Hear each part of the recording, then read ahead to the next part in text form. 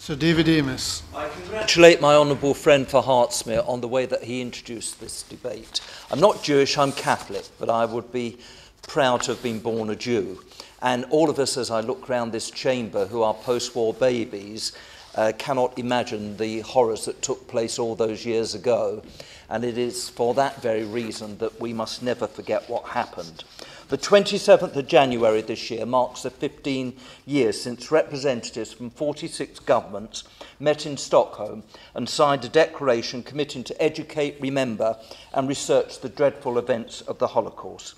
This date, the 27th of January, commemorates the liberation of Auschwitz-Birkenau, as my honourable friend has said, the largest Nazi death camp. This place was witness to the greatest failure of humanity perhaps ever.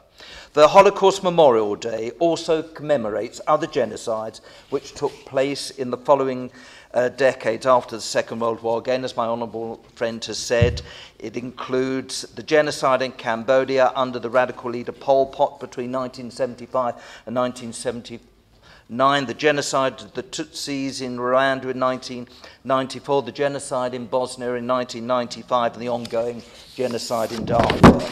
So, Mr. Weir, it is pitiful to see that the world has not learnt enough from the Holocaust. And once again, as the honourable member who has just spoken has said, we are finding ourselves watching these events without a sufficiently decisive response. But the genocides in which the Nazis killed 6 million Jews still remains the most appalling failure of humanity. Millions of human beings were tortured, used for forced labour and killed in Auschwitz-Birkenau, Kulmnow, Treblinka, Sobibor, Belzec and other places across Europe. Many of the victims underwent pseudo-medical, inhumane experiments by Nazi doctors in concentration camps before being sent to gas chambers. It is now, Mr. Weir, our duty to remember and to learn lessons from those terrible events of 1941 to 1945 and make sure we prevent genocide from happening again. Professor Gregory Stanton, who is famous for his work in the area of genocide studies and prevention, has identified 8 stages leading to genocide. These stages involve classification, when differences between people are not respected, and a simple division between us and them is created. German and Jew, Hutu and Tutsi, this leads to the stage of symbolization, where various symbols are applied to members of groups. As part of this symbolization process, the yellow star was forced upon Jews under Nazi rule, as was the blue scarf upon people from the eastern zone in Khmer Rouge, Cambodia. This leads to dehumanization, where the victims are refused any human rights, liberties, or dignity. During the following few stages of genocide, organization, polarization, and preparation, the destruction of a people is planned by the regime, which leads to extermination. What follows is the last stage, denial, where perpetrators or later generations deny the existence of the crime. The Holocaust was more than a war crime or a genocide.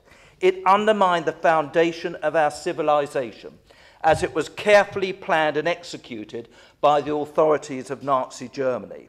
This is why it is so important for us today to understand the mechanisms leading up to genocide, to ensure we are ready to prevent it in the future by promptly punishing any hate crimes or atrocities. As I said earlier, Mr. Weir, the Holocaust was the greatest failure of humanity.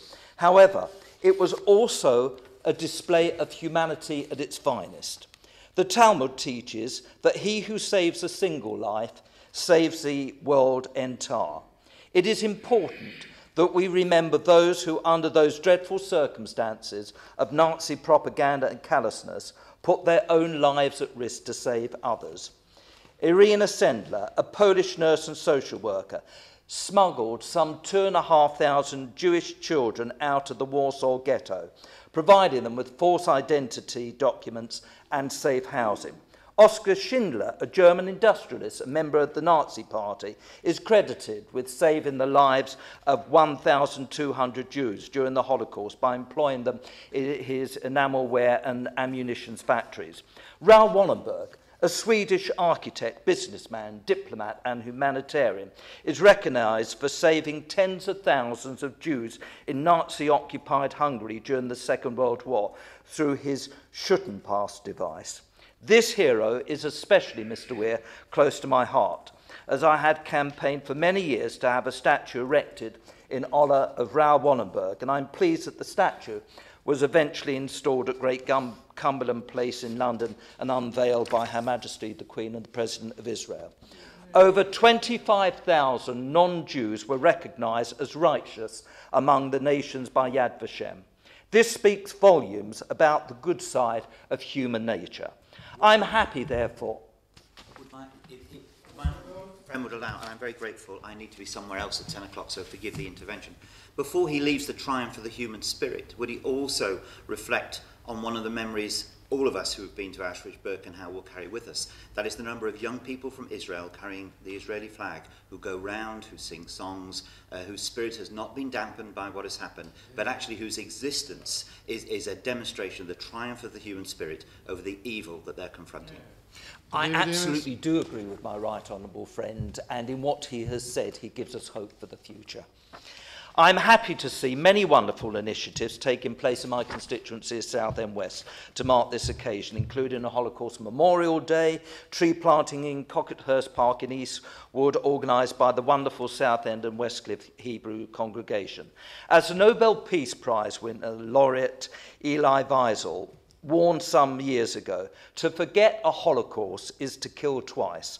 So I'm very pleased to see the Holocaust Memorial Day gaining such momentum in the past 15 years, reaching out to thousands of people across generations and inspiring them to learn lessons from the past and to keep the memory alive.